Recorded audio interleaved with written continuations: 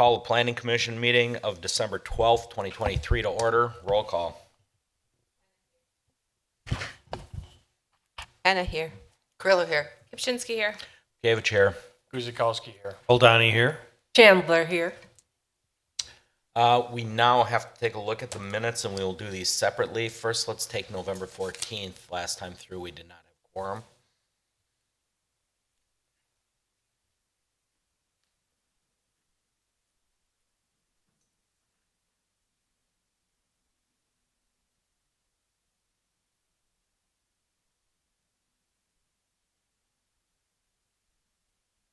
If there's any discussion, questions, comments, please take the floor. If not, motion.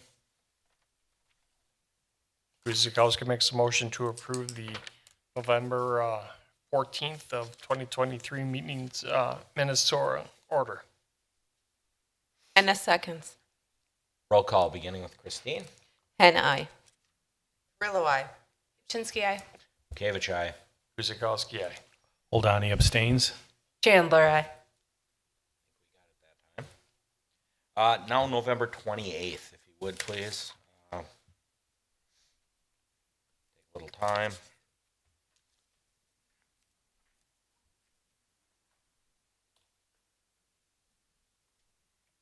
there's no further discussions, questions, motion, please. Guzikowski makes a motion to approve the minutes of November 28th, 2023. Oldani seconds. Roll call, beginning with Dawn. Grillo, aye. Kipchinsky, I. Gavich, aye. Guzikowski abstains. Oldani, aye. Chandler abstains. Anna, I.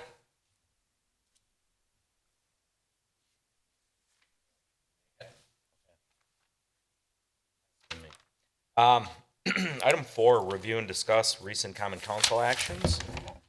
Carrie. Thank you, Mr. Mayor. Council approved a resolution approving a certified survey map submitted by Lori Helgeson on behalf of the estate of Teresa Agbashian for the property at 3444 East Ryan Road. Mr. Mayor. Thank you, Carrie. Item 5 is review and discuss the Board of Housing and Zoning Appeal actions. There's currently none. And item 6 is review and discuss the recent quarterly Parks Recreation Commission's actions. We will see that report January 23rd, 2024. That'll get us to new business in item 7A. That is to review conditions and restrictions as part of a request submitted by Ron Carter, AVG Intermediate Holdings, doing business as Urgent Vet, for a conditional use permit for a veterinary clinic at the existing building on the property at 8907 South Howell Avenue. Carrie. Thank you, Mr. Mayor. So at the last meeting, we reviewed a request for a vet clinic on this property. It is in a multi-tenant in a multi-tenant commercial building. This is part of a PUD that includes the target property to the rear.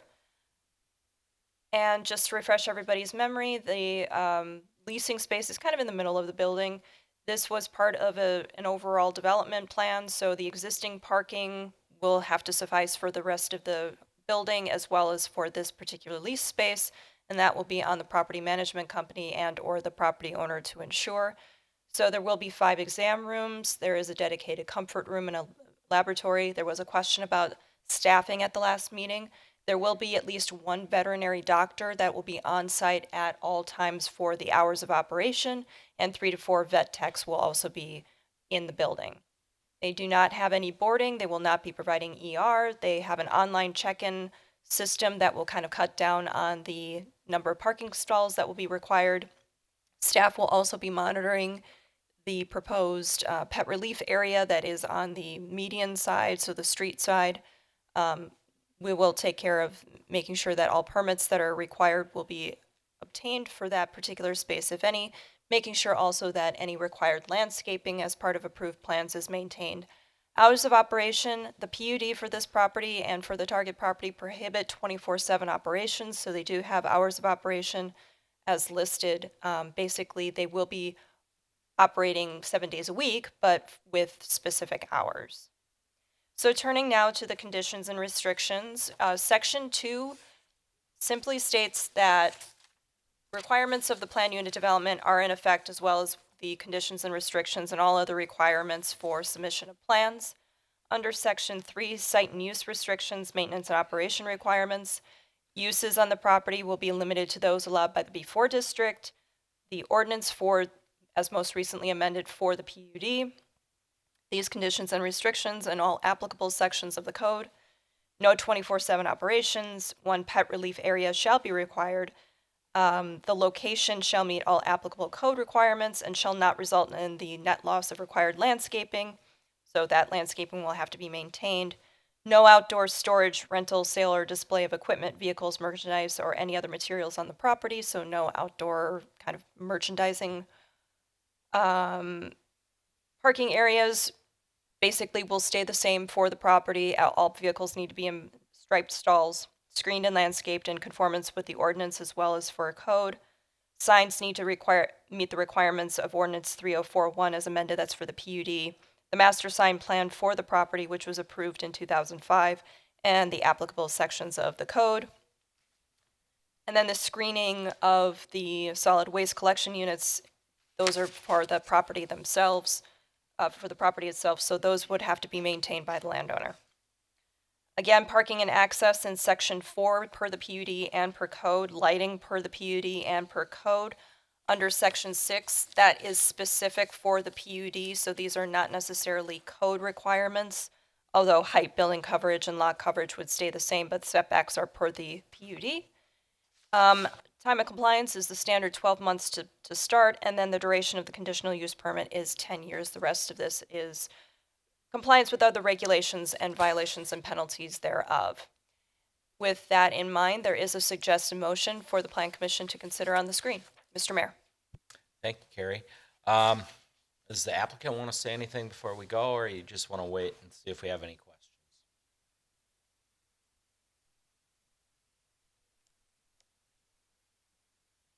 Oh, just going to hold tight? Oh, okay. Christine, you want to start us off? Yeah, I have no questions. Thank you. Dawn? I don't have anything. Ashley? No questions, thank you. Chris? I don't have anything either. Don? Chauncey? No questions here. No questions here, thank you.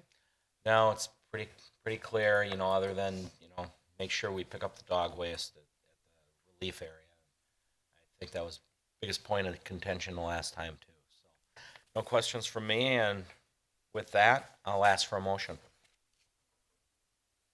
And I move that the Plan Commission recommends that the Common Council adopts the conditions and restrictions as part of the conditional use permit to allow a veterinary clinic on the property at 8907 South Howell Avenue. Oldani seconds. Roll call. Ashley. Kupchinsky, aye. Kavich, aye. Guzekowski, aye. Oldani, aye. Chandler, aye. And I. Grillo, aye. All right.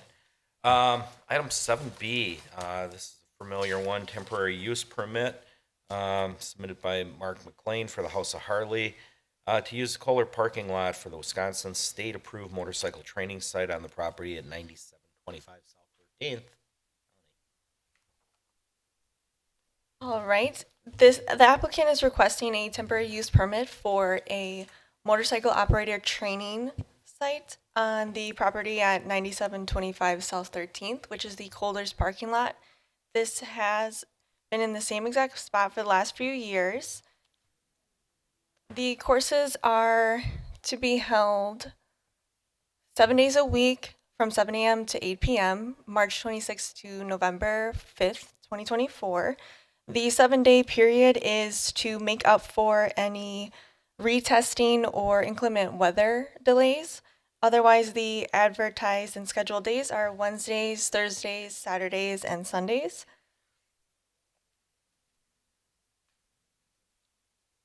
Since the course is in the parking lot, they're requesting for a storage unit to be on the site, which they'll hold the instructional equipment used for training.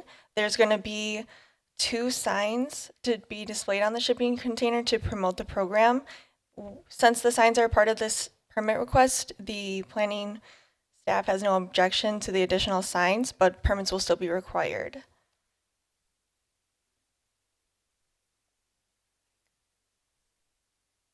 And with that, the suggested motion is on screen. Thank you very much. The applicant's here wants to say anything. I don't see Mark here, but we'll go right to the council or the commission. So, Jocelyn, anything? No questions, thank you. Don? No Chris? questions. Questions? Ashley? No questions. Don? Nothing for me. Christine? Actually, I do have a question. Is this going to be year-round or just during the summer? It won't be year-round, it'll just be March through November, and the scheduled and advertised days are the Wednesdays, Thursdays, Saturdays, and Sundays, with the extra days just being in case there's rain, inclement weather. And you said the storage is on site for the equipment that's going to be used for training? Correct. It'll be in the shipping container. Okay, so they're going to be shielded, no way for, Yeah, it'll all be closed off. and it's going to be also for follow the noise ordinance, so there's nothing that's going to be disturbing anyone around it or anything. No, there hasn't been any complaints made over the years. All right, that's it. Thank you. I myself have no questions. This has been long running here in Oak Creek. Provides a nice service for those motorcycle riders starting out and those that want to brush up on their skills as well. So, welcome addition. So, with that, motion. Old Donnie moves that the Plan Commission approves the temporary use permit request submitted by Mark McLean, One Headlight Power Sports LLC, doing business as House of Harley Davidson, for the operation of a motorcycle training site on the property of 9725 South 13th Street with the following conditions. 1, that all relevant code requirements remain in effect. 2, that all course activities shall be located within the south portion of the parking lot as per the proposed map. 3, that operations related to the training course be limited between 7 a.m. and 8 p.m. Monday through Sunday. 4, that there shall be 1 cargo container for temporary storage of the course equipment and materials. The cargo container shall be removed within 7 days of the last training course. 5, the signage of the operation is limited to 2 4 by 8 feet, 32 square foot each temporary signs on the cargo container. 6, that the temporary use permit shall be valid between March 26, 2024 and November 5th, 2024. Guzekowski will second. Roll call, and I will begin. Aye. Guzekowski, aye. Old Donnie, aye. Chandler, aye. Hannah, aye. Grillo, aye. Shinsky, aye. Moving right along, item 7C. It's a map amendment. We're going to review a proposed amendment to the official map submitted by John Schleter, Frontline CRE, affecting the parcels at 9900 South Ridgeview, 9970, 100, 10020, and 10040 South 20th, 1800 and 1850 West Oakwood Road. The parcels are described as the northwest quarter of the southeast quarter of the part of the southeast quarter of the section 30. I guess that's enough. So, Carrie? Thank you, Mr. Mayor. The properties under consideration are zoned M1. They are part of a PUD, and RS3. There are 2 parcels that are affected by one of the proposed changes, and part of the RS3 lot will become part of the proposed development. So to keep everybody on the same page, there had been a certified survey map that affected these parcels, not all of them, but some of them, to combine them for the particular development that will be on the bulk of the properties off of 20th Street, although they are going to be accessed by Ridgeview. So if you weren't confused already, let's make you even more confused. Okay, so there's 2 requests on the agenda for tonight. One is to revise the cul-de-sac for Ridgeview Drive, and that would serve as the access for the proposed development. The other part would affect the future ability of the residential lots to remain, but there would be a slight change that's been proposed for that official map affecting those properties. As part of it, the elimination of a future road on a portion of 1850 West Oakwood and then a cul-de-sac on 1800 West Oakwood are proposed. So let's first start with Ridgeview Drive. You may recall that back in 2021, as part of a request by Truck Country, who were the owners of the properties at the time, that they amended the official map. Instead of having Ridgeview Drive connecting over to 20th Street, they proposed a cul-de-sac at the end of Ridgeview Drive on the property at 9970. And that's what's shown on the screen right now. So the left-hand side was the exhibit from what was proposed and what was approved by the Common Council. And then what's on the right-hand side is basically where that cul-de-sac would be if it were to remain as part of this development. So it does affect a little bit the parking as shown for this proposed development. What the proposal is would be to remove the cul-de-sac on 9970 and have the cul-de-sac be permanently located on the property immediately to the north, which is 9900 South Ridgeview Drive. There is a temporary cul-de-sac on that property currently. That was part of a temporary easement that was mentioned in CSM 7884. Temporary is the key word here, though. For this to be permanent, the construction would have to be upgraded, the right-of-way would have to be dedicated to the city, and all of that would require coordination with the current landowner, which is Seville. So there would either have to be acquisition of that property or a portion of it, or there would just have to be coordination with that landowner, and that there would have to be understanding by that landowner of what the developable property would be remaining on that proposed lot. And of course, there would be a requirement for a certified survey map to dedicate that future public right-of-way, because right now it's just a temporary easement.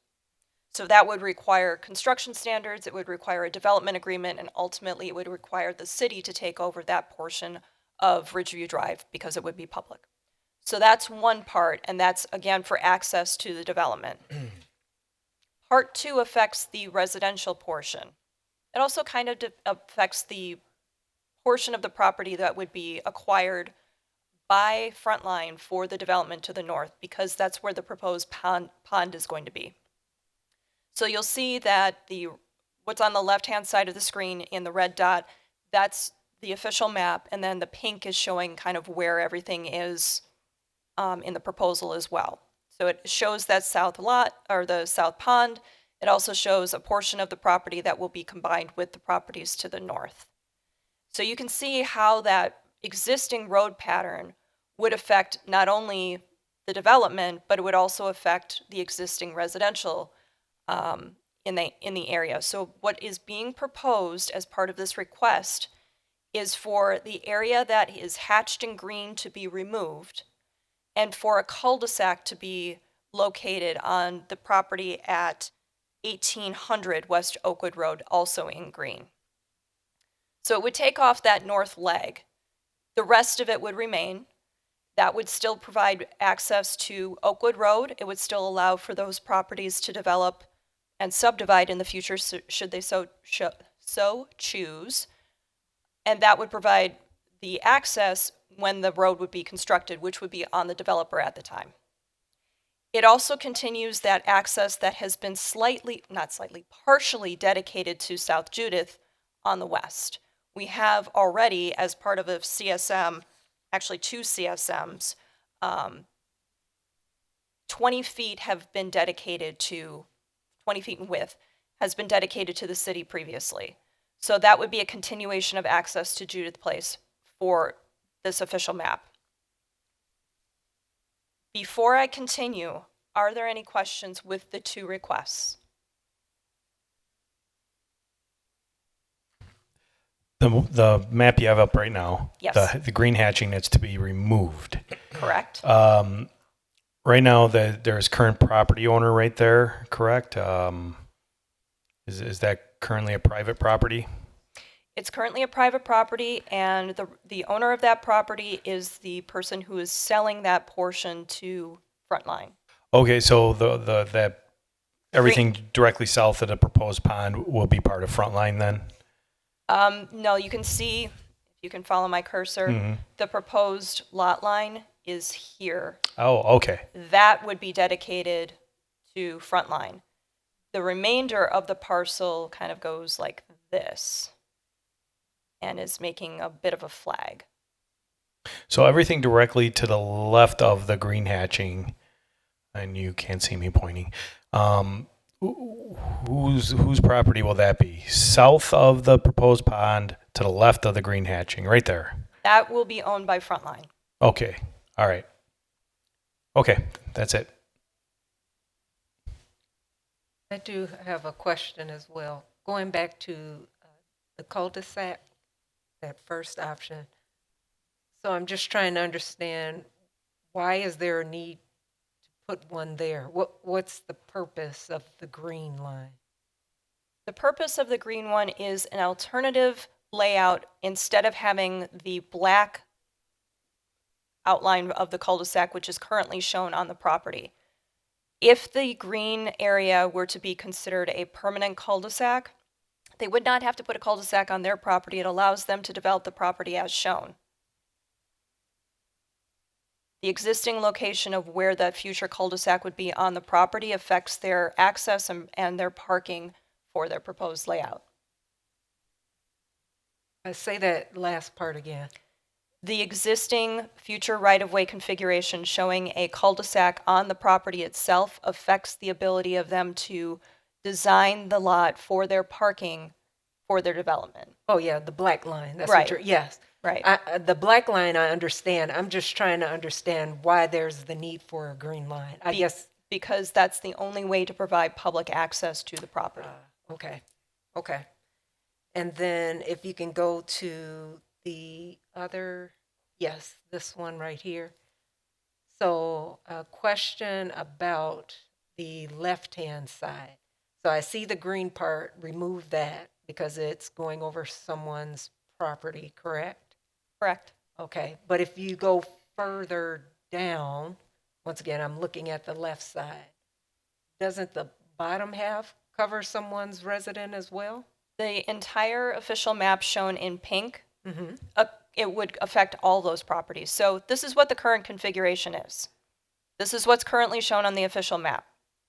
It affects several properties. I'm saying maybe 8 or 9 properties would be affected by this current official map. This part, this corner, would be the only part that would be eliminated in the proposal.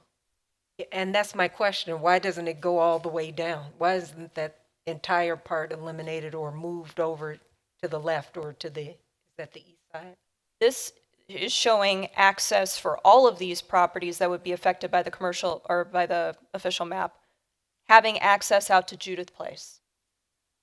That's why it's kind of this figure 8 configuration. You'd have, and that's where there's also the 20-foot wide currently dedicated portion of a right-of-way.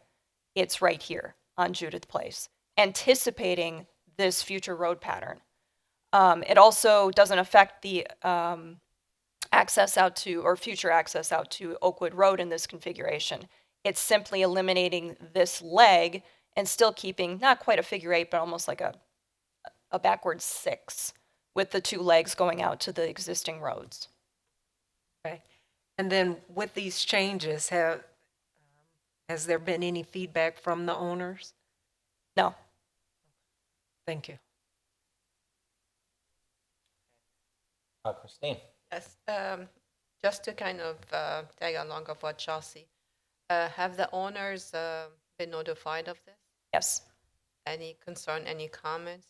We have not received any comments from the landowners, but for Ms. Hamilton, who owns the property that a portion will be acquired by Frontline.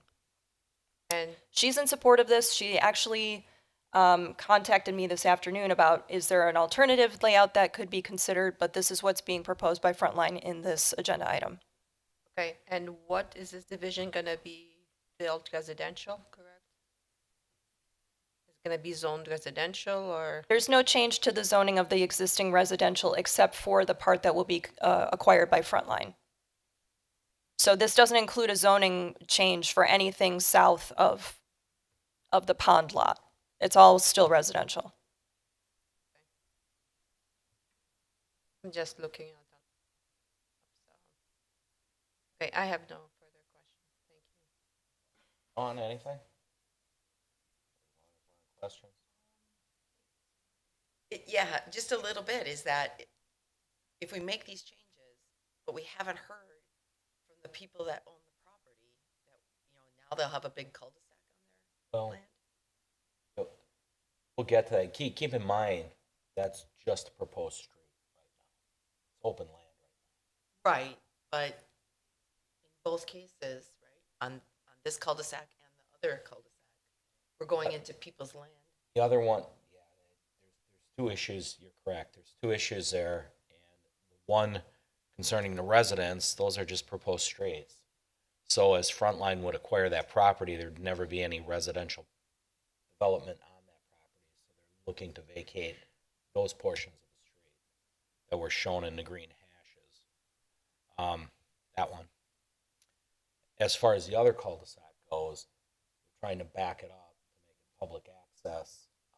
And you're correct in that as well, that it affects other property owners going there. So we're going to have to discuss it with the applicants as well once Carrie's really kind of done with her part.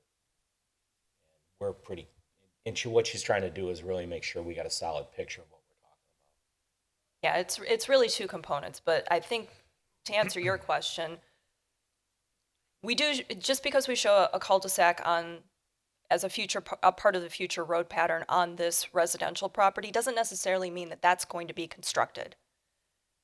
Any one of the residents who are affected by the official map in this area could also request a change.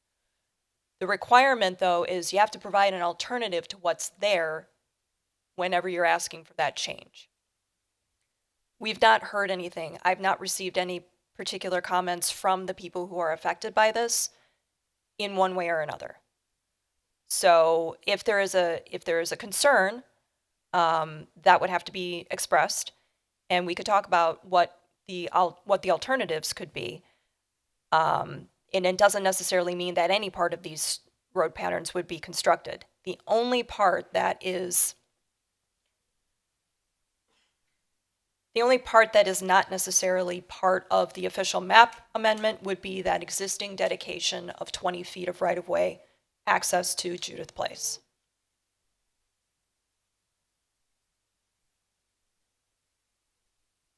Ashley? No questions. Thank you. I don't have any either, Carrie, so if you want to continue or, oh, I'm sorry, Chris. Don, you had nothing. Okay. Yeah. I I'm do good. have one additional question.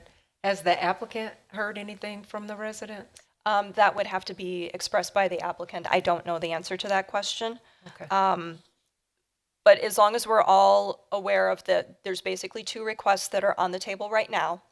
I just need to let you know that when considering a proposal to amend the official map, the commission should consider the impact on the ability to logically develop adjacent properties in accordance with the existing official map. So that would be the question regarding whether or not those adjacent landowners have any questions about this. Nearby property owners may have an interest in maintaining certain aspects of an official map if it provides them the future opportunity to subdivide their property in a cost-effective manner. So obviously any change to the official map could have an effect on the future ability to divide the property. But again, the property owners could also ask for a different, an amendment of their own to the map, which they would have to present.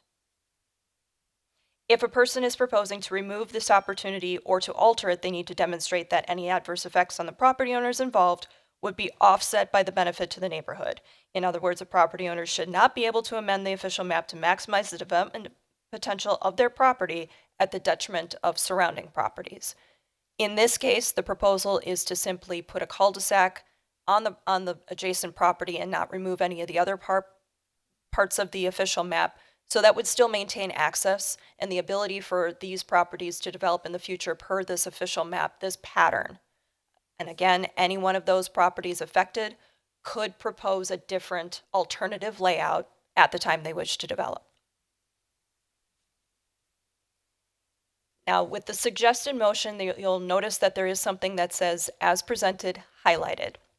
Since there are two, the Plan Commission has the option of just taking them both as presented, and that would be this official motion. If, for instance, you wanted to take them separately, though, we would have to kind of craft a different motion for your consideration. Mr. Mayor. Thanks, Carrie. This time applicant, you guys want to say a few words?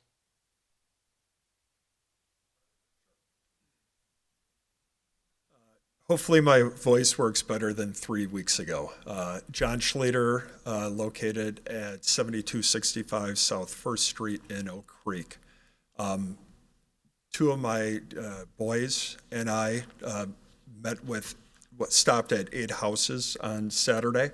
There was a question about did we meet with the neighbors? Trying to be a good neighbor, we wanted to answer questions about this meeting. And every house we talked to was thrilled that the residential development, that this road was going to be removed. It was very, very positive. And my guess is they weren't even concerned. Everyone had received the mailing from the city, and they were pleased with the mailing, so they really had no questions at all.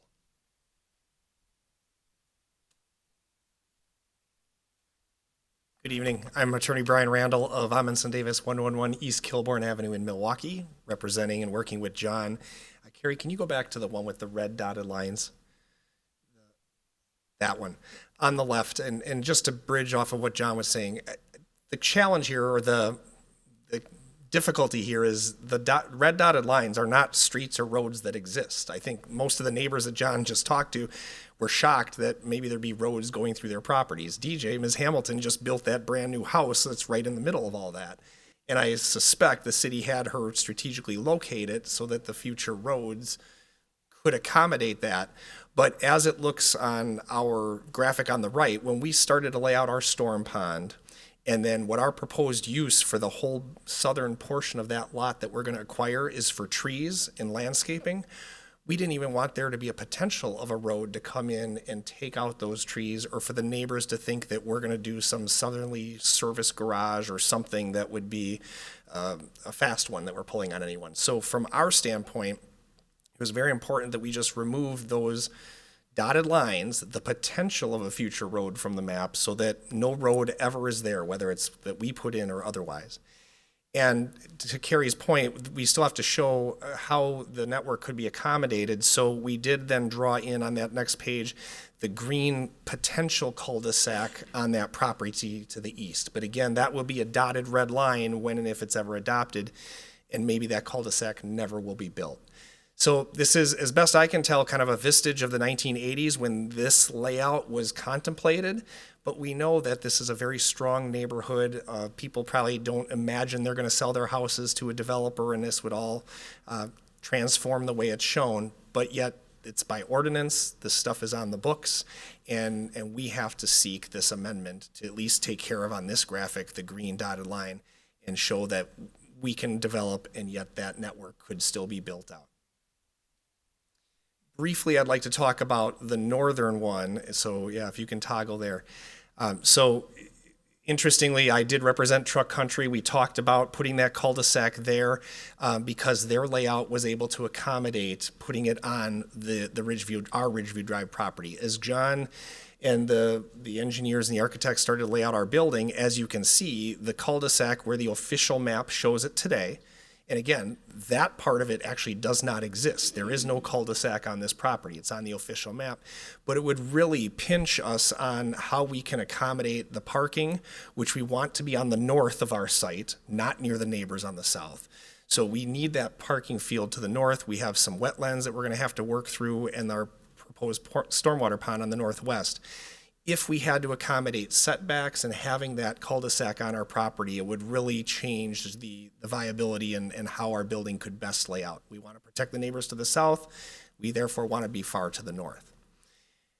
The cul-de-sac that's there, so I did want to correct Carrie on one thing. The purpose of the official map, we do have public access rights to Ridgeview Drive. It just dead ends on our property.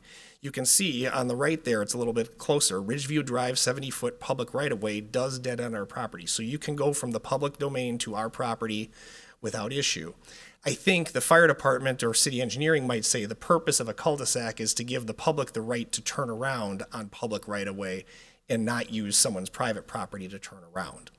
we'd be okay with that. We don't think we need to build a brand new cul-de-sac, but nonetheless, we recognize that's what the proposed condition is. But the existing cul-de-sac does follow that green line. If we had an aerial photo, and I didn't coordinate with Carrie in advance, but, maybe you can see it there. It is hard with all that red hashing, but there is an offset cul-de-sac that does exist today. So what the future could be is putting a cul-de-sac with dedicated public right-of-way in that location where the current one is right now. What we can't commit to, and I know that these conditions are very specific, that we would somehow acquire or coordinate with the property owner, that we would actually be in the road building business, that we would dedicate and build it. We saw those conditions last week. John did contact the neighboring property owner. I think they may be here. I guess from my standpoint, we're too early, or we can't commit that we can satisfy those conditions, but we know what the city is looking for, and all of our teams will be working together to see how that could work. This is in a tax increment finance district, so there could be solutions in that regard, because building roads isn't cheap. Building a building like this isn't cheap. Unfortunately, the period expired on that. There's no TIF available. The expenditure period did for new ones, but again, we don't know what that TIF district can all do. So the long and the short of it is, we are not here tonight to object or to say, take these conditions out, because this is the recommendation. We still have to go to public hearing with the council. We still have to deal with all of the elected officials. And so we respect kind of the Plan Commission looking at this carefully. If you were to determine that on the north, we don't need to have a new cul-de-sac there and the temporary one is okay. Temporary is a 2006 cul-de-sac, so we're pushing 20 years of what was temporary. And one might wonder, well, why are we suddenly the trigger that has to make it permanent? But be that as it may, the conditions are what they are. We can't commit to them tonight, and it is a very high standard, but we're all working on it together. And John, I don't know if you want to add to that, but again, he's had direct conversations with the neighbor to the north who owns land on either side, and how that may shake out, we can't report tonight, but we're all talking about the right things. Thank you. Anyone else from Lot 2? Lot 2 in? Homeowner. Mark, you want to say a word? Come on up.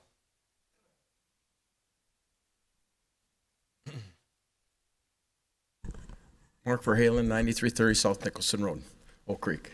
I own some property on Judith Lane, and I touched base with some of the staff and the mayor after the meeting a couple weeks ago. And I asked if it would be possible, and I talked to John as well, talked to Mike Cavey from the fire department as well.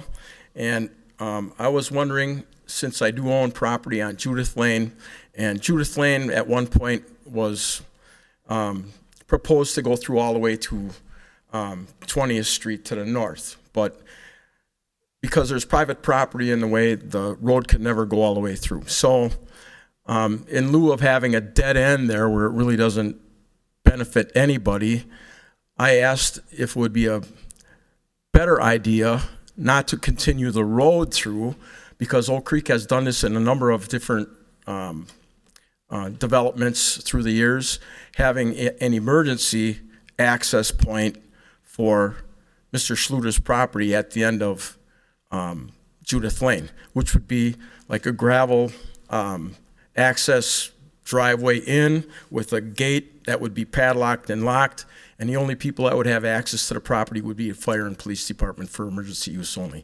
But that gives Mr. Schluter an extra access egress for emergency vehicles for his property, kind of a better safety thing for everybody involved, I would say, and it may give myself as a property owner on Judith Lane some options in the future.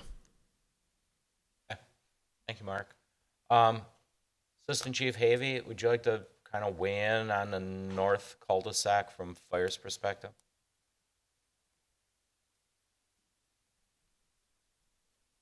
Do the southern one too if you want. Good evening, Mayor. Mike Havey, Assistant Chief of Fire. So really the conversation I think is germane to the development and what's proposed.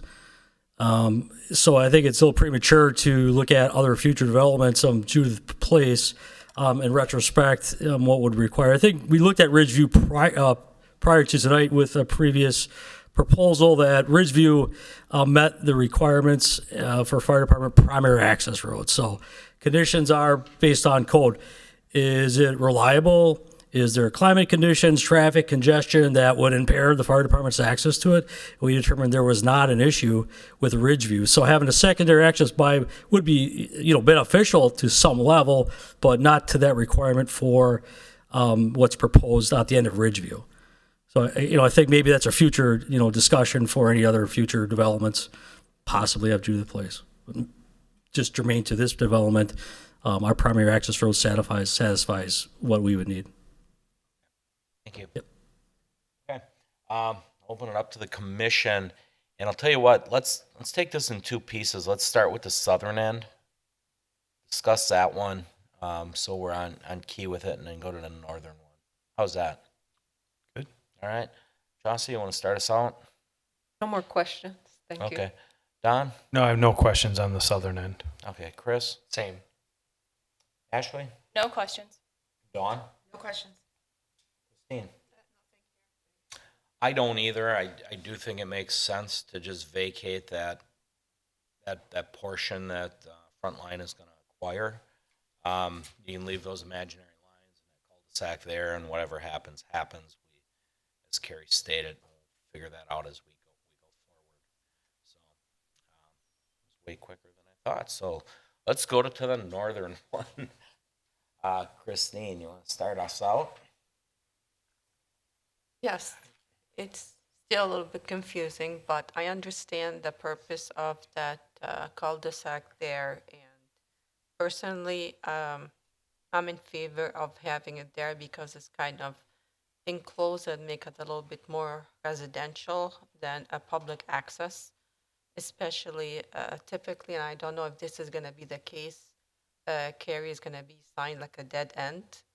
If that's going to be the case in this point. I'm not sure if Ridgeview is already signed as a dead end, but there would be no future through access if the property were to develop as shown on the screen. So that cul-de-sac is going to be necessary based on what the requirements are. So does this mean it's going to be signed dead end because there's no access, there's no open access there? Perhaps I'm not the best person to answer that question. I'm not exactly sure what's currently signed out there. I mean, if anything, there could potentially be a no through traffic sign or something. I'm not sure what's out there. I'm not sure how big of an issue it is. There are some throughout the city, but Yeah, it's not actually an issue. I'm just saying it's going to be a favor for the residents there or any future residents. The other question I had is those local or no roads, who's going to be the maintaining of those roads? Well, Ridgeview Drive is a public right-of-way, Okay. and the cul-de-sac would be built to public right-of-way standards, public standards. So it would be acquired by the city. So It would be maintenance- dedicated to the city. Okay, so it's going to be maintained by the city. Okay, that's all what I have. Thanks. Dawn? No questions. so regarding that permanent cul-de-sac, it would be a requirement from the engineering department to construct a permanent cul-de-sac to terminate that public roadway. So that's no different than what we would do in any other situation where you're terminating a public road. You mentioned public and turning around, that's one. Another big concern are snow plows. I mean, that's something that needs a larger turning radius, and that would be required to be on public right-of-way. You talked about the difference between a temporary and a permanent. Temporary cul-de-sacs are allowed when there's that potential for a future road to extend through, which was the case, I believe, when this temporary cul-de-sac was constructed, that there was that potential for the road to continue. Since that has been taken away, there are different standards for a temporary cul-de-sac versus a permanent cul-de-sac. So that's something that would be required from an engineering standpoint to be constructed and dedicated to the public. Well said. Okay, Chris? I think I agree that they need to have the bigger cul-de-sac. I think one of the things that I want to make sure is that this is, guys, this has got most of this is all businesses. There's not residential houses along here. It's not until on the other side of the property, so the fact that, I guess where I'm going with it is that I don't know that we really need to worry about, where was I going with that? I got lost. Right, you're saying there's no residential there because, you know, there was a couple mentions about the residents, and there is no residents down Ridgeview. Right. Yep, that's where I was going with it. Thank you. That's true. Is that it, Chris? Yes. Don? I have no problems with this, just maybe for clarification. So it does look like there's some kind of like looking kind of half cul-de-sac already there. Does that just need to be redone and to different standards? Yeah, it's a temporary cul-de-sac that was put in, like Ashley was mentioning before. So this needs to be upgraded to a permanent cul-de-sac constructed to our standards that are currently required, dedicated to the city. It's not dedicated right now. Okay, that's it. Thank you. Okay. Chauncey? No questions, thank you. Okay. On the north, I totally understand you don't want to give up parking lot, the whole deal, and by ordinance, it's got to be public right away. We got to back that thing up. My question is, as we show lot 2 to the north, those people are impacted, and does that affect them ever developing that lot and building? That's the question. I don't know. That's the east side. Must affect the west side, which is Seville Packaging, I believe. Seville owns both, and the full lot is not shown on here. This is really at the southern end of the lot. So if they had a concern, they could, as part of a CSM, dedicate the right-of-way on this part of the lot and then divide the other part. Because it could still be developable if it were to be divided properly. Okay. So I mean, you know, I definitely support it, backing it up and getting it off their property in the public right away. The only question is, who acquires that land and at what cost? And unfortunately, there is a cost to put this thing in. So, Carrie, you want to comment? It has not been the policy of the city to construct public streets that are part of a private development. We will acquire the right-of-way for the development and then take over that street for maintenance purposes in the future as a public road. That's the way we've done it with, that's the way we've handled it with any other development. Since this was a temporary cul-de-sac that was put in many years ago, anticipating a future road connection through this property, it would have been treated that same way. It would have been, okay, you know, as part of the development, the developer would construct the roadway connection and then dedicate it to the city, and the city would take over the responsibility for it in perpetuity. I don't know that we have any ability to, I can't speak to the finances or the ability of the city to acquire or construct a right-of-way at this point. Oh, and this isn't the place to do it either. Mark, you want to say something again? Come on up. Yeah. The statement I made before about emergency access through the end of Judith Lane, my question is, if that secondary emergency access point is provided, is a cul-de-sac even necessary on Ridgeview? Yes, I believe by our code. I believe our current code requires that public right-of-way to terminate in the cul-de-sac. All right. Okay, so going forward with this, since we don't have Seville's point of view here as to how they feel about it, or because if Seville, and I'm just throwing it out there, if they said, well, we don't want to give up that land, then we got to figure something else out as well, correct? If the current property owner of Lot 2, as shown here, where the proposed cul-de-sac would be, where the temporary cul-de-sac is, if they did not agree to have a permanent cul-de-sac constructed on that property, we would not be able to move forward with review of the development as proposed without having an alternative solution. So it may require another official map amendment in addition to a very strong consideration about what would happen with the development itself. Okay, so I'm getting confused myself. So if we okay that development in the public right of way, and we say this is what it's gonna be, that's what and that's what it needs to be by code. We shouldn't be turning public vehicles around on private property.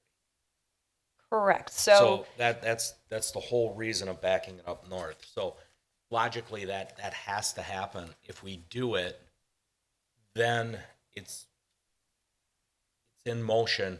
It's up to the developers and the property owners to figure out that land, correct? Right, so just like on the south, putting that temporary, or putting that alternative location for a cul-de-sac on somebody else's property, or showing it there, doesn't necessarily mean that that'll ever happen because it's part of the official map. In essence, that's what this is saying as well. But the requirement still remains for that cul-de-sac to provide, to be constructed to public road standards, because it's still gonna be a requirement. So if Seville does not agree to having that on their property permanently, as opposed to temporarily, we would be looking at, again, an official map amendment to show an alternative layout, and it would possibly affect the future development of that property. But the logistics of construction of that temporary cul-de-sac and whatever the ramifications thereof, that would be on the developer to coordinate. Okay. And again, I know the developer brought up different means that we have in the area, TIFs and such. And I don't want to really get into it here. This isn't the time or place, but that would have to be hashed out as the design comes forward. Mr. Mayor, I'm not sure your comments are making on mic. I'm sorry. Just go forward. I don't want to get deep into it, but if we do put this forward and we okay that cul-de-sac on the public right of way to the north of their property, from there, it's really the property owners, the city, everybody getting together and figuring out how this thing eventually goes in, correct? That's probably a conversation that's not relevant to this particular application. We can talk about that probably as part of the PUD. But the official map amendment request still does not preclude the need to construct a cul-de-sac or a turnaround. But we're just saying it's gonna be that one day. This is basically saying we're removing what was approved in Ordinance 3005, and this is what we're proposing for the future. Okay. Pretty clear for everybody? I know, it's kind of weird. So the black on Frontline's property, they would not like it there. Correct. They propose removing that. And whose proposal was the green cul-de-sac on Lot 2? That's Frontline. So Frontline says, we don't want it on ours. How about this? We'll put it on somebody else's. Now somebody else then would, and then if that's approved, Frontline's off the hook as far as any future cul-de-sac on their property, correct? It just means that they do not have to pursue the cul-de-sac as shown in 3005 on their property. Correct. I think that's what I was trying to say, but so then it's on the property owners of Lot 2 to say, come up with an alternative to what is drawn there in the green? So I think what's getting everything confused is the fact that there already is a temporary cul-de-sac shown on Lot 2 in a temporary easement. So the coordination to make that a permanent cul-de-sac, which would then be dedicated to the public for public street purposes, that's the part, plus the construction, that would have to be coordinated between the developer and the landowner. Very, Wait, hang on. With the developer being Frontline and the landowner being Lot 2? Correct. And Lot 2 is owned by Seville. Seville, okay. And does Seville know this is drawn in here like this right now, as of now? Seville was provided notice of this meeting, and I have not heard from any representative of Seville, so I do not know what their impression of this is. I understand. I'm just, sometimes we don't understand as commissioners, the processes on something like this. This is unique. I don't remember having to look at something like this before. But if Seville was here right now, they could object to this, I would assume. And I understand. Object, or they could express their. They are with us. If you'd like to come up, sir. Aha. We put it on aerial map. Name and address, please. My name is Carlo Remele, and I'm living at West Applebrook Lane If in not, Oak you- Creek. Okay, if not, you could have did this, the business address. Oh, Ridgeview Drive, Okay. Südpark, Oak Creek, by the way, not Seville. Sorry. Yeah, that's right, you did buy them. Our records still show. The record for Milwaukee County Register of Deeds still shows it as Seville, so you might want to have a conversation with the Register of sorry. Deeds. So, hello, Our everybody. apologies. Hello, Mr. Meyer. Or Mayor, I'm sorry. I'm German. I have to apologize. My English is maybe not always 100% perfect. Oh, you know what, it's a lot better than my German, so. Probably. Yeah, so we had a conversation with Mr. Schlüter on Monday. Oh, yes. So we had a conversation with Mr. Schlüter on Monday. So he informed us about the plans. Everything I can say so far, we have to. In the moment, we don't really see the whole impact on our facility, and we need more information. And of course, I have to reach out to the headquarters and discuss it with our engineers and our people. Everything what I can see so far, this will have an impact on our plans, on our expansion plans, what we have over there. And we have to figure out if this is possible or not. This is so far everything I can say about this topic. Okay. So if we were to approve this, just so you have a good understanding as you talk to your people, it's not a guarantee it's going to happen, but that's going to be the plan going forward to try to incorporate this in. Am I correct with that, Carrie? The only way that we could proceed with the development of the property to the south is if the cul-de-sac situation were to be resolved. And the resolution is it needs to be constructed to public street standards as a permanent cul-de-sac and dedicated for public streets. So we'd have to move it forward here, and as we said, I think twice already, work out the details of it later on between the parties. Showing it on the official map in this location does not remove the requirement to actually have something constructed per requirements.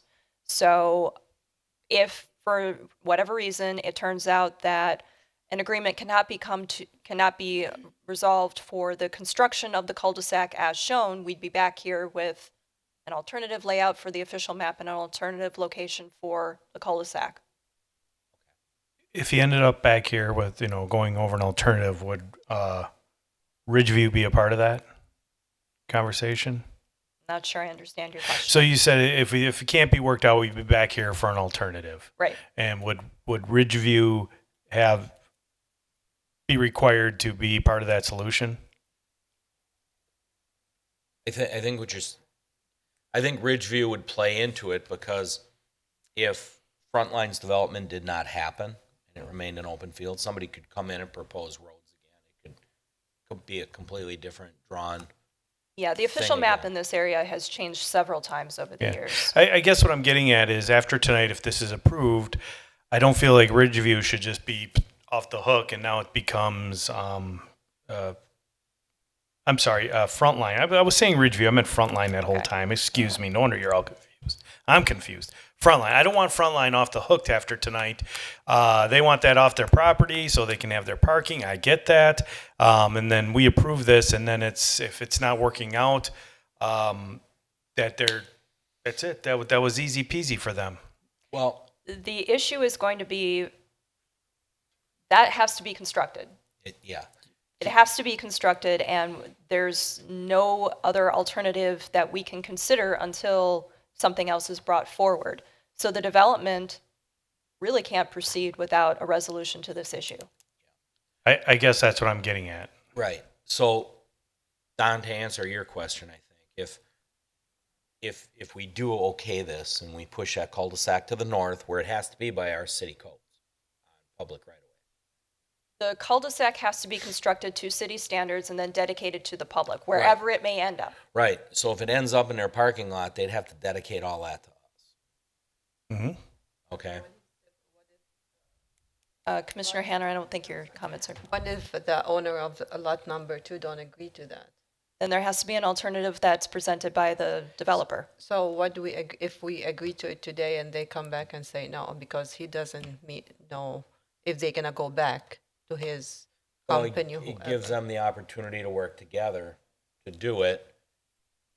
Otherwise, they would have reconstructed their parking and what they're having, what's shown in their parking lot. That would get dedicated to the city once it's built. It would be I an guess why extension. is the responsibility of Lot 2, if he says no, why does he have to work with anybody to a solution? Exactly. I guess that's what I'm saying. Why does it become his responsibility to come up with a solution if he doesn't Exactly. want this new? Someone has to come up with an alternative. Yes. Okay, that's what I'm saying. I don't want it to land on Lot 2's owner. They're minding their own Well, business there. It may not land on them, but they do control that land. So whatever solutions presented to them will have to be presented to owners of Lot 2, which is By who? SUPAC Presented by who to them? by Frontline. Okay, so it's not becoming, it's gonna become between them. Right. But Yeah, a so- solution has to be worked out between the two lot owners if this were to move forward. Otherwise, the whole reason that was temporary is because, as Commissioner Kipchinsky mentioned earlier, it did show a connection between Ridgeview and 20th Street at one point. So it did show a through connection, and that's why that temporary cul-de-sac was allowed in that location. Now we're talking about, well, instead of having that connection through, because that's actually quite difficult, there are many reasons why that connection between Ridgeview and 20th Street can't actually happen. Why don't we look at making that temporary cul-de-sac into a permanent one? That's where the conversation between the developer and the owner of Lot 2 need to happen and come to a resolution so we can move forward with the development. So we wanna make a motion on something that we're not sure if it's gonna even come to a resolution? That's up to the developer and the owner of Lot 2 to figure out, because this is what's being presented. So if we make the recommendation, it may never happen if they don't come to a resolution. But the project itself can't move forward without us making a decision on this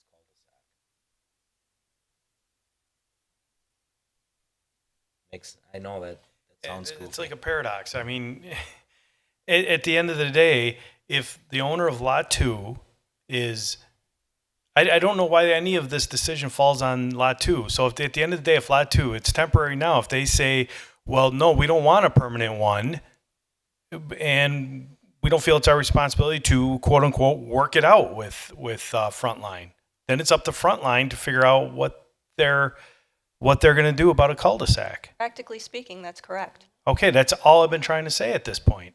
So we are basically, if we approve this, we are putting some responsibility on the Lot 2 owner at that point. What we're saying is that a conversation has to occur. I would agree with that, but I'm wondering if that conversation needs to happen before we approve this or after. Yeah, John? Oh, yes.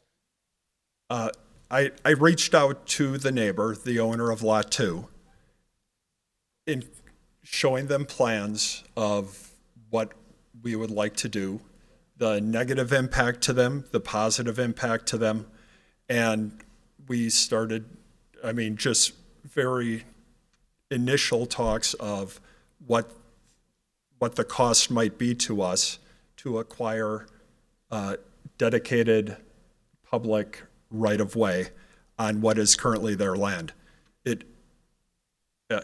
Just so you understand, that's their land. I have no right to it without an agreement. So there is,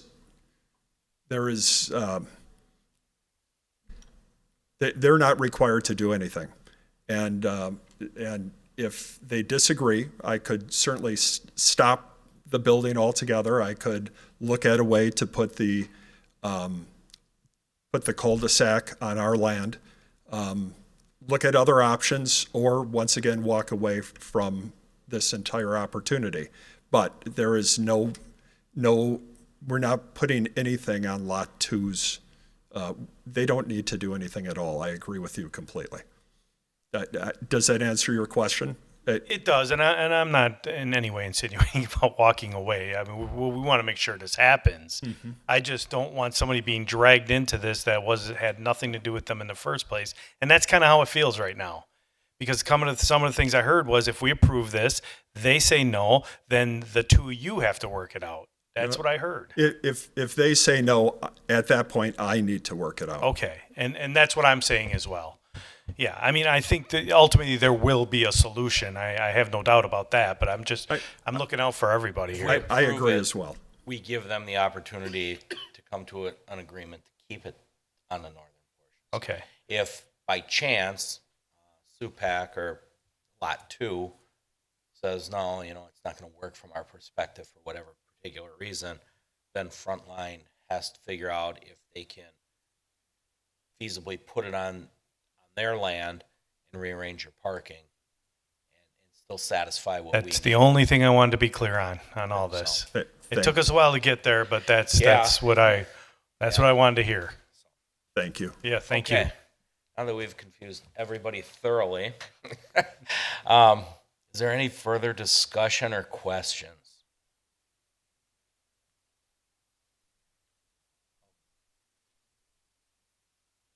I just have the same concern of just proceeding forward without the approval ahead of time. That's my only concern. True, Yes. they don't have it worked out at this point in time. It would have been much cleaner to do that, but gives them the opportunity. I guess what happens is if the agreement is not reached, they get back here for another meeting or two. That's what happens. Am I correct in that, Ashley?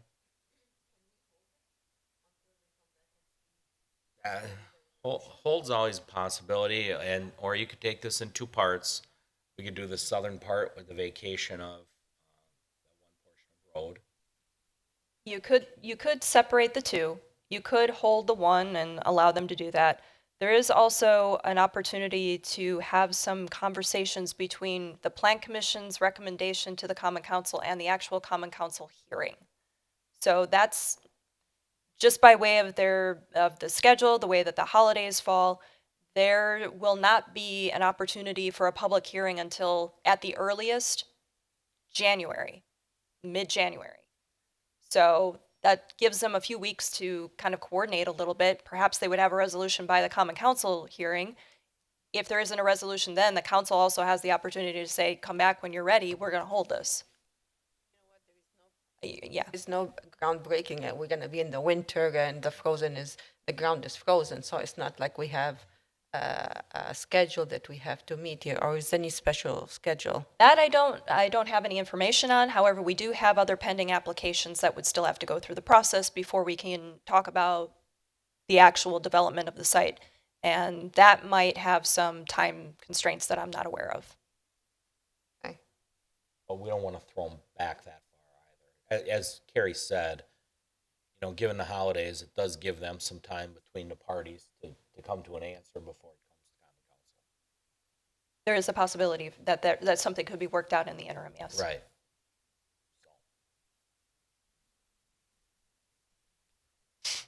Brian? If I just can exacerbate on that, we know something has to be worked out. I guess we're thinking of spring already, and I know winter's hardly begun, but this project is timed and it's designed showing the cul-de-sac being removed, and we know the importance of having that discussion.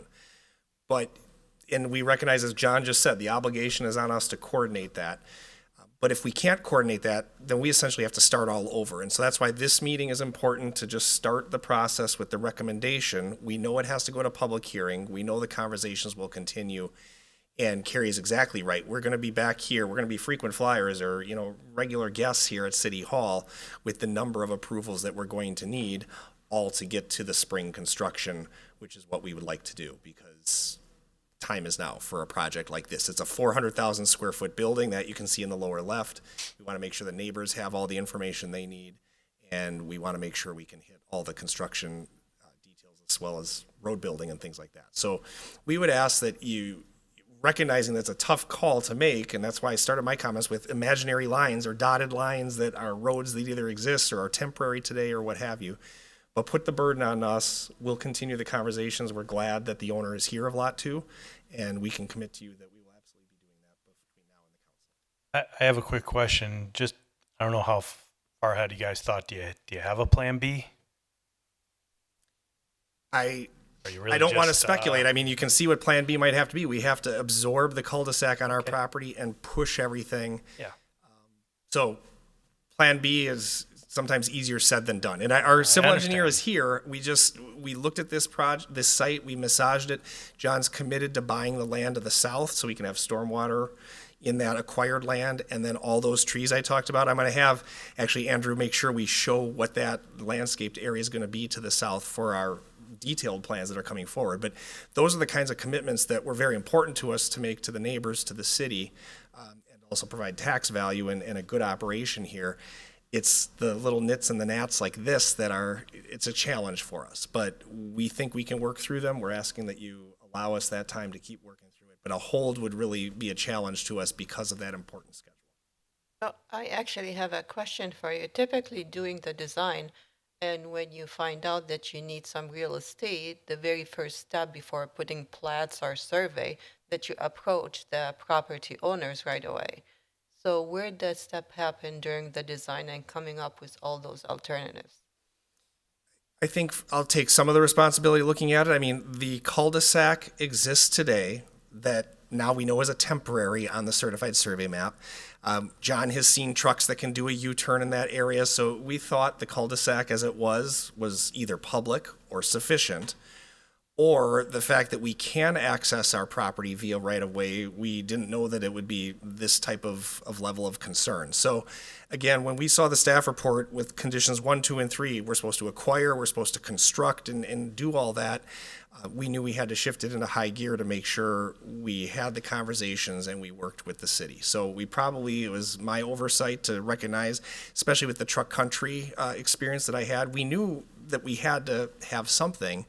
But the reality is, and actually if Carrie could have done it all over again, she would have shown you the evolution of this street grid, like why we removed things with truck country because there were supposed to be roads through all that. Well, now that we have a 20-some acre site, it doesn't make sense to punch roads through there. So truck country moved it to where it is. And now, yes, we're trying to move it off site, but our conclusion on that was the cul-de-sac exists in that location. We can hopefully work something out. So is it just maybe just curiosity?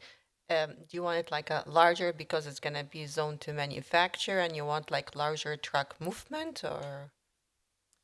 You're That's talking the the next cul-de-sac? item. It's the city specification, so. Yeah.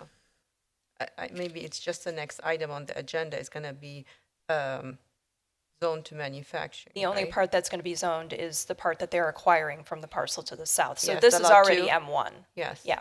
Okay.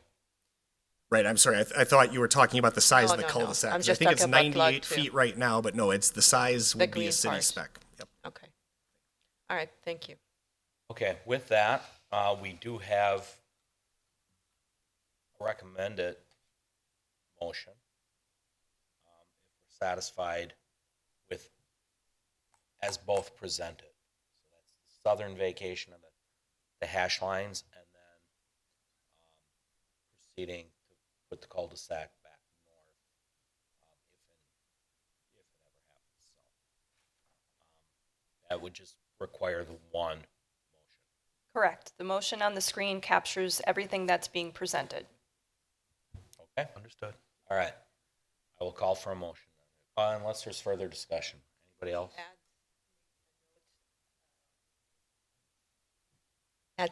Can we add maybe a note after confirmation from owner of Lot 2? Something from that sort, so if we recommend adding it, so that will kind of appease everyone if that move forward, that's not going to happen until their confirmation, or something that will affirm that when we say yes, that they either work together between the owners and the parcel number 2. So this is a motion to recommend that the Common Council consider this. If those conversations are not complete by the time it goes to the Common Council. The Common Council has the authority to also hold the item. They will get the same information that the Plan Commission received. Also, the project still can't move forward without that resolution. So it would muddy the suggested motion a little bit because it is just making a recommendation that the Common Council consider this. They're going to consider whether or not that conversation with the current landowner is occurred. I'm just concerned if we all say yes and they go back and say, oh, you guys said yes and must be good to go. Carrie, can I jump in? I'm comfortable with this as is because one, we have two people sitting here who are in the Common Council. There would be three. Greg couldn't make it, and I'm confident someone's gonna brief him on this conversation. So you're gonna have three people on the Common Council who are gonna be very informed on the concerns we had. So that's why I feel, and after I finally got to hear what I wanted to hear, but I feel confident that the Common Council is going to take this into consideration. And again, when an item like this does come from the Planning Commission, it moves up to Common Council. Usually either Greg or Chris, they have all the planning minutes and everything, and normally one of the other alder persons will say, "How does this go through planning?" And then either Greg, myself, or Chris will kind of break it down. Yeah, and they basically get the same information. They get almost the exact same staff report that's being presented to the Plan Commission, with the addition of this is what the Plan Commission discussed, this is what the Plan Commission recommended. Thanks. With that, motion. Can I ask one additional question? Yeah. And I have a question for SUPAC. Is that right? SUPAC? Are you representing SUPAC? Okay.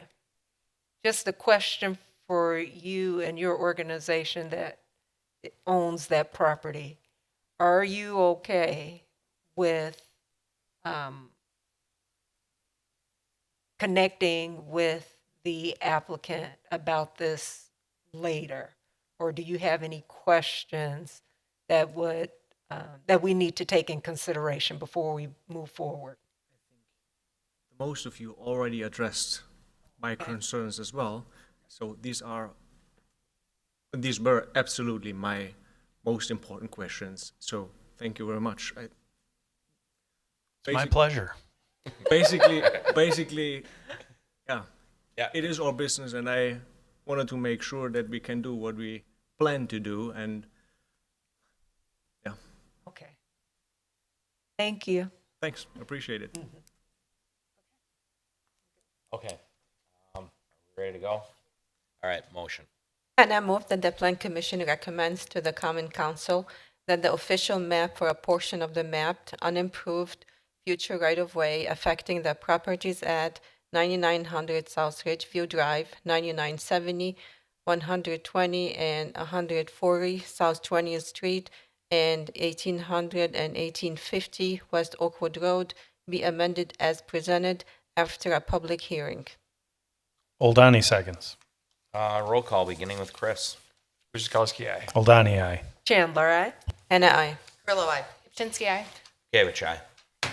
Okay. Moving right along, we're gonna go to item D, and that is a rezone of planned unit development. That also concerns John Schleter from Frontline CRE to rezone a portion of the property at 1850 West Oakwood Road. Part of Lot 1 of the CSM is to be recorded to M1 Manufacturing with amendments to the existing planned unit development affecting the properties at 9970, 100, 10020, and 10040 South 20th, and a portion of the property at 18 West 50 West Oakwood Road. 1850 West Oakwood Road. Carrie alluded to this just a few minutes back, but I'll turn it back to Carrie. Okay, thank you, Mr. Mayor. So the portion of the property that will be rezoned is the portion of the lot that is being acquired by Frontline. I don't have a copy of the CSM in front of me, but basically when we were talking about the official map amendment, and bear with me for just a moment, it's this portion, if you can follow my cursor on the screen, that will be rezoned. So it's the property that they are acquiring for their pond and for their landscaping.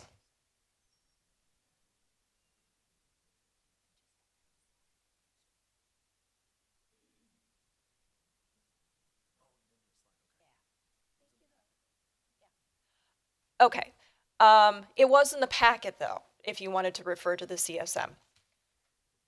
So the rezone of that portion will be M1 PUD. The rest of the properties that are affected by the proposal, they're already zoned M1. There is an existing PUD from the 80s that affects these properties, and that's why we're going to be talking about an amendment right now. So amendments that are being proposed. One, we're updating the format because from 1980, I think it's 1988, our format has changed slightly. We have different parking and access standards, and we have different maintenance and operation requirements. We have different standards throughout the code. Code has changed several times since that original amendment or that original PUD was approved. So that's what we're going to be talking about. We also have some requests by the applicant, the developer, for considerations of setbacks, and those are included in the conditions and restrictions. So turning now, Section 1 updates the legal description to all of the property that will be incorporated into the PUD. That's the existing 3 properties that are currently owned by Frontline and the acquisition of the portion of the property that's affected by the CSM. Section 2 basically just says, here are all the requirements in terms of plans that you need to be submitting throughout the process. And going to Section 3, site and use restrictions, maintenance and operation requirements. So uses within the PUD shall be limited to those that are allowed by the M1 manufacturing district, and if it's a conditional use, it's a conditional use permit requirement. They'll be limited to these conditions and restrictions, all applicable sections of the municipal code. There will be no outdoor storage, sales, those kinds of things. That's kind of standard now. The only outdoor storage that would be allowed would be for truck and trailer parking in loading dock areas and any stripe stalls as approved by the Plan Commission as part of the review of the site and building plan. So that would come later. Truck and trailer docks and parking areas shall be landscaped and screened in accordance with site and landscaping plans approved by the Plan Commission. So that's incorporating current code requirements as well. Parking areas shall be striped, screened, landscaped in conformance with all site plans and municipal code. Drive aisles for the facility shall be designed in accordance with code requirements. Building materials and design shall conform to code requirements as amended. And then also all signs will have to conform to the municipal code. Same thing that we require for any property with regard to collection of solid waste and screening therefore, and removal of snow from off-street parking areas, walks, things like that, all the requirements of the landowner. So under Section 4, parking and access, this is where we're talking about what we were just discussing in the previous agenda item. Access will be from Ridgeview Drive, and it shall require the construction of a permanent cul-de-sac in conformance with all city design standards and requirements. Acquisition of and/or coordination with the property owner of the property on which the cul-de-sac is to be constructed, construction of the cul-de-sac, and dedication of the public right-of-way shall be the responsibility of the developer. So I didn't want to necessarily confuse the two, but we are trying to capture the exact same thing in both reviews. Same thing for parking. It's part of the planned unit development. It has to conform to code requirements. Screening also has to conform to current code requirements. Under Section 5 for the landscaping, we are going to require a tree inventory and preservation/replacement plan, which is part of the reason why we're showing that portion of the pond lot having a majority of those trees. In addition to the screening requirements that'll be along the south, transition zones per code. Transition zones are those zones more likely on the south side between the manufacturing use and the residential uses to the south. Also requiring a master landscape plan, incorporating those transition zones, design standards, etc. Transition zone D has been identified along the south, so that just is pretty much saying this is what's going to be the requirement for the south. And then if this is going to be developed in phases at any point, landscaping per phase has to be installed.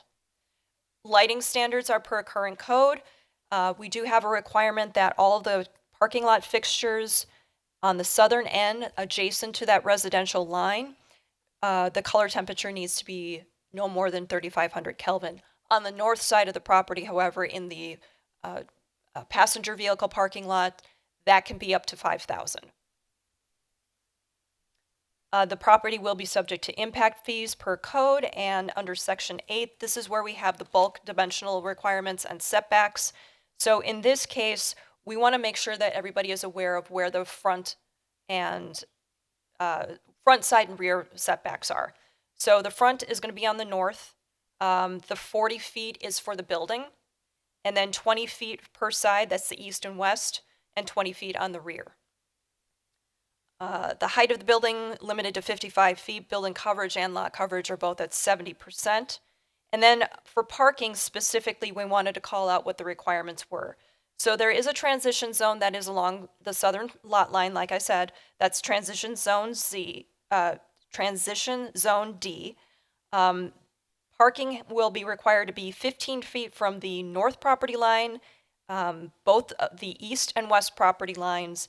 And then on the south, there's a requirement for it to be 20 feet. So parking needs to be at least 20 feet from the district line and incorporate the zone D standards. And that is also noted in the notes section. Time of compliance is the typical 12 months. And then the other regulations, violations, penalties, revocation, acknowledgement, et cetera, that's the boilerplate requirement for any PUD in the city. Having all that information before the Plan Commission, there is a suggested motion for consideration on the screen. Mr. Mayor. Thank you, Carrie.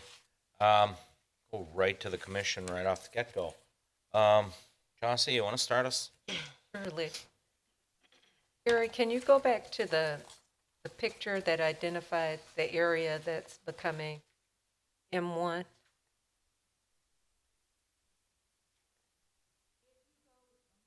If you go into your packet for the official map amendment, the proposed certified survey map shows all of Lot 1. The portion that is being acquired by Frontline CRE is roughly, if you can follow my screen, this area here. So it's showing the proposed south pond, and then it's kind of a little flag that extends a little bit south. That's the portion that would be rezoned to M1. The remaining, the bulk of the properties in the center here are already M1. So the one that's changing is now agricultural. Is that right? It's residential. Residential, oh, okay. Okay. Thank you. Okay, Don? No, I don't think I have any questions. Hey, Chris? No questions. Ashley? No questions. Don? Questions? Christine? Yes, actually, I have a question. So this is going to be manufactured, right? Like trucking going in and out, correct?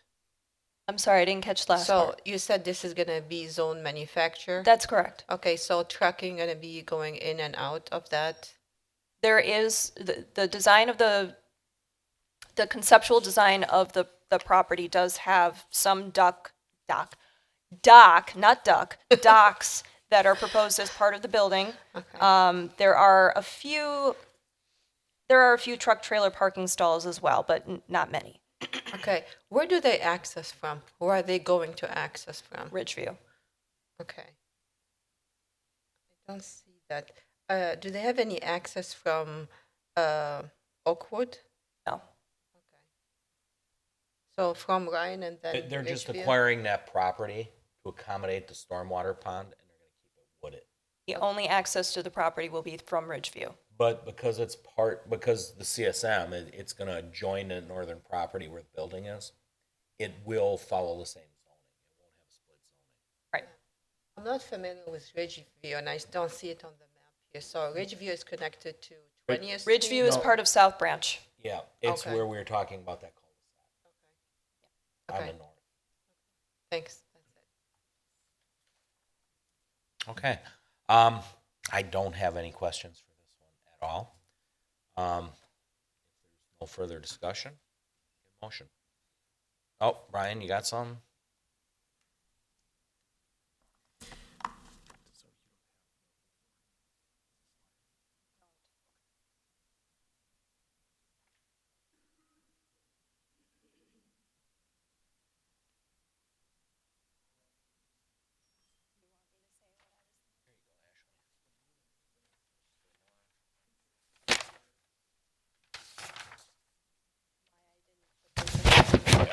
You can say it, and then I yield the floor to the planner for Okay. a moment. The reason that we did not incorporate the permitted uses from the old PUD is because most of this is already captured by the current M1 zoning district in some capacity.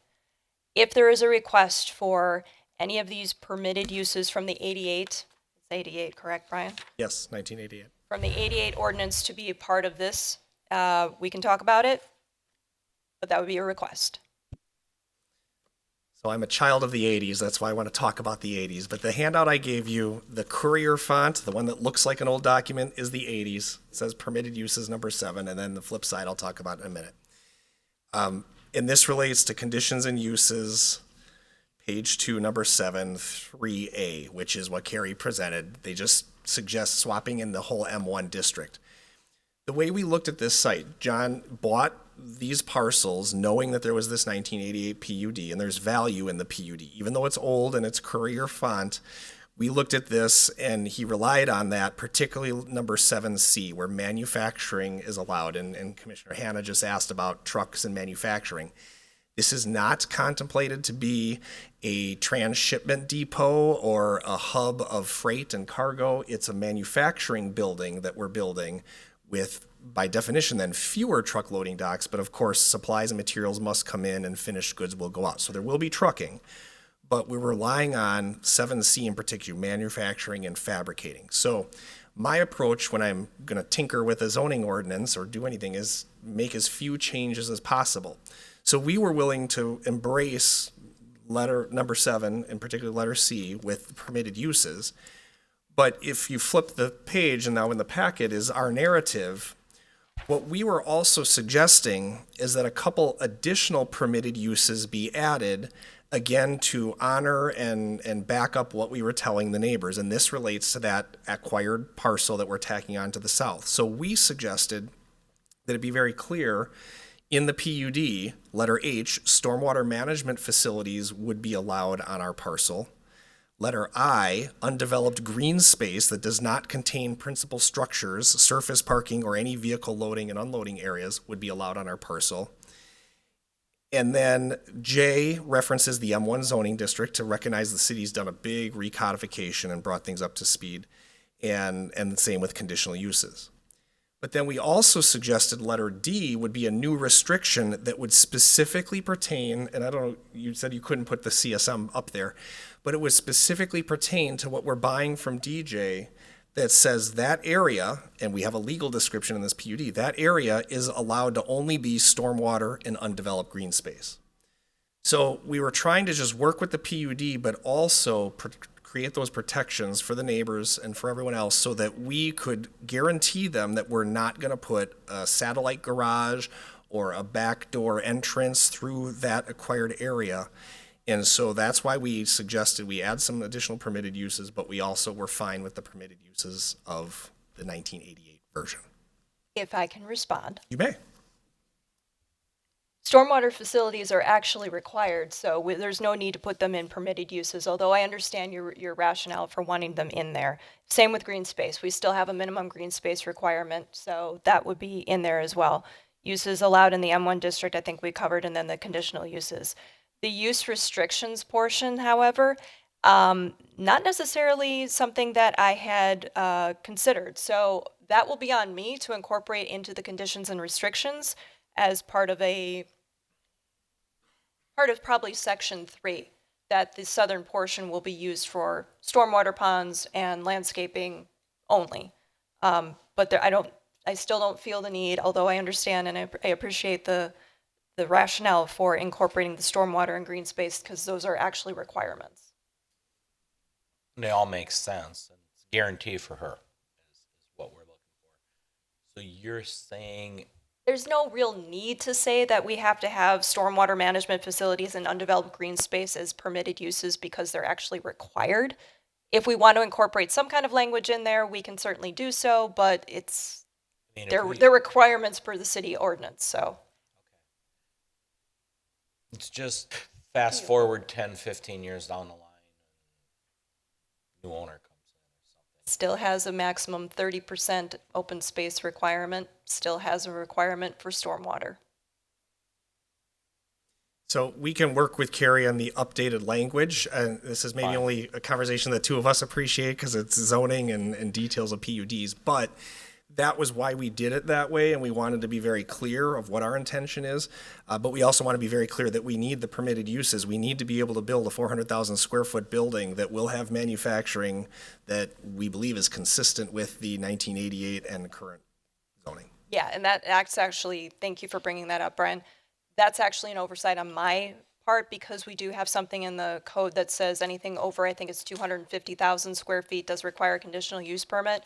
We can incorporate that specific one building in excess of 250,000 square feet pertaining, still conforming to all the other requirements. That's going to be a permitted use rather than having to go through a conditional use because that's the whole reason for the PUD. So I will incorporate that language for sure, and then we can wordsmith the rest of it. Right. That's So I just want to make sure I understand. You were trying to amend the ordinance 1294, which was PUD from the 80s, correct? Yes. Carrie saying, well, there's no need to do that because we have certain things in place that already cover that, correct? No, we do need to amend the ordinance, but there are certain aspects of the ordinance under permitted uses, for instance, stormwater management, et cetera, that we wouldn't necessarily have to amend. Oh, okay, yeah, the things he was pointing out, basically. Right, and that's just yeah. wordsmithing, and if it makes the developer more comfortable having that somehow reflected in the conditions and restrictions, we can certainly add it in. It was just something that we said, well, it's a requirement, so it's not necessary for us to say it's permitted. Okay. I think I got it.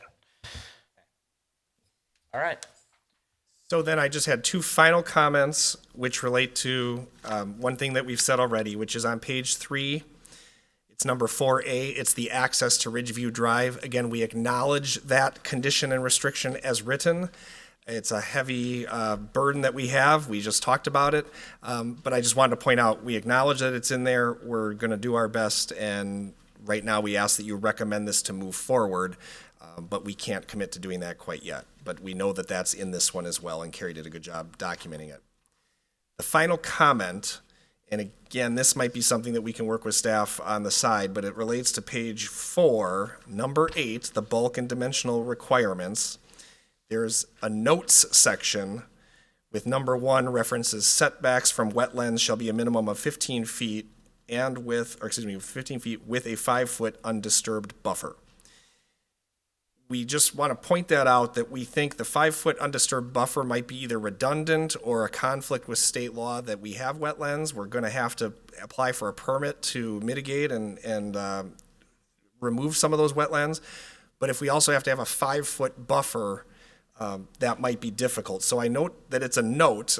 We're talking a PUD ordinance. I don't know where a note really plays in, so I'm not saying take it out, but we do want to flag it that we're going to work with staff on what that phrase exactly means. We're not going to touch wetlands that we're not permitted to by the DNR, but we also may have a parking lot that's within 5 feet of a permitted wetland that has been removed, and so we just don't want it to be a circular challenge. So anything that has a DNR permit for fill doesn't actually count as a wetland anymore. It's just wetlands that would remain on the property would be subject to that buffer. I'm looking at my civil because he's the one that's got to figure out where the 5 feet are. And so does that clarification make sense? We will need your name and address, sir. I'm Andrew Mertz with JSD Professional Services, Bussy Road, Waukesha, Wisconsin. Just the questions, like I said, we want clarified is because when you fill a wetland, there's still a wetland. The DNR doesn't allow us to say that we're filling a wetland just because we need to meet a buffer. So that's where it kind of contradicts itself on how do we, if we're filling a wetland, there's going to be a line where we stop our fill so the wetland will be within that no disturbance buffer. So I guess that's why the 5-foot part is the part that I don't know how we handle with the fill. The 5 feet would be to that new wetland line. So where the beyond where the DNR permits you to fill the remainder of that wetland, there's going to be a 5-foot buffer. We've actually talked to the DNR about something like this on a different application, so I think we can work this out. Okay, all right. So that was just my concern is how do we handle it if we're filling it? Understood. And just to clarify, I think our main concern is we don't want to then have to fill 5 more feet of wetlands just to comply with that snippet No. of the note. Yeah, we can understand. work with the 15, but We understand. We'll work it out. perfect. Thank you.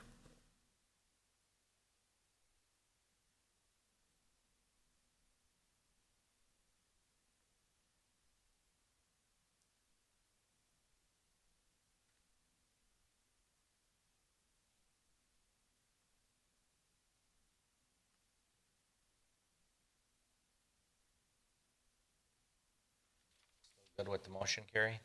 Yep. Okay. I think we've discussed it. Might have threw a little confusion in there, but Carrie says we're okay and they're gonna work on it with staff as well. So I will call for a motion on whatever item we're on. D, 7D.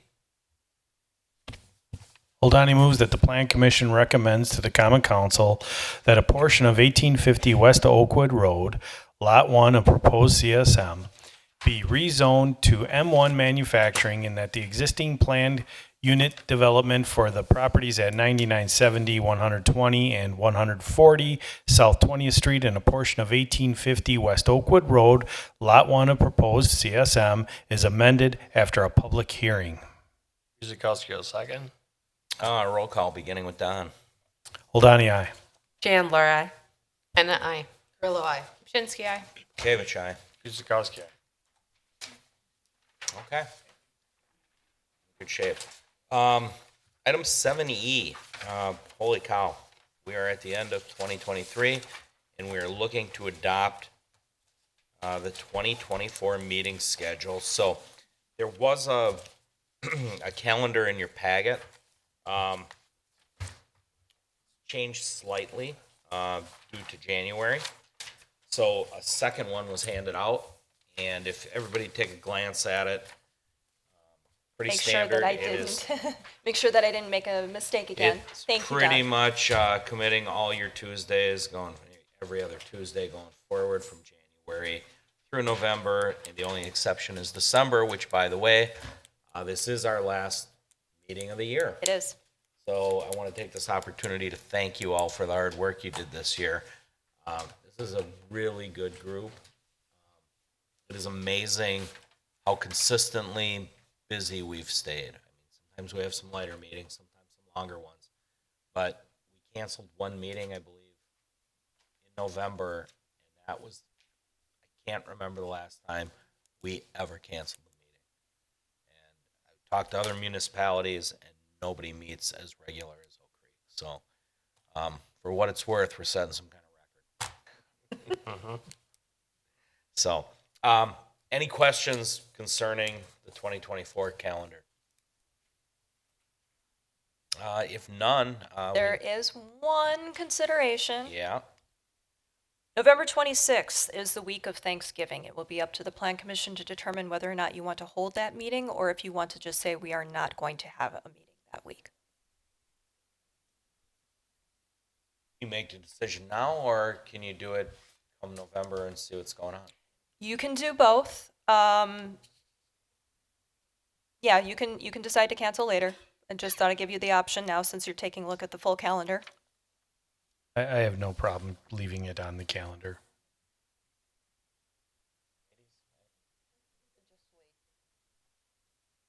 But you're depending on what. Right, Chris, anything? Okay. With that being said, then, we can do a motion on E for the adoption. Guzekowski makes a motion that the Plan Commission adopts the 2024 meeting schedule for the calendar year of 2024. Oldani seconds. Okay, roll call, beginning with Chauncey. Chandler, I. Hannah, I. Grillo, aye. Shinsky, aye. Kavich, aye. Guzekowski, aye. Oldani, aye. And motion for adjournment. Grillo moves to adjourn at 7:46. Hannah, seconds. Roll call, beginning with Christine. Hannah, I. Trillo, I. Shinsky, aye. David, aye. Guzekowski. Hold on, aye. Chandler, I. Excellent. Great job, guys.